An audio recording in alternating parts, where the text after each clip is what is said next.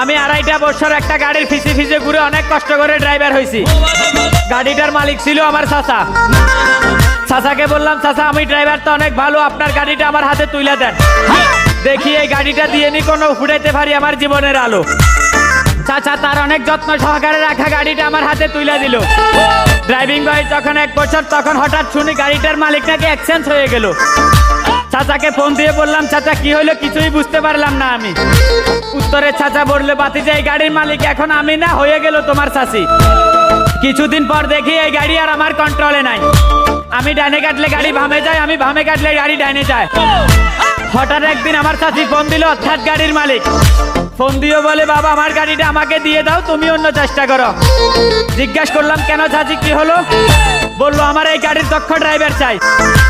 গাড়ির মালিকের এই কথা শুনে আমার মনে হচ্ছিল সেদিন আমার দেহ থেকে আত্মাটা বেরিয়ে গেল।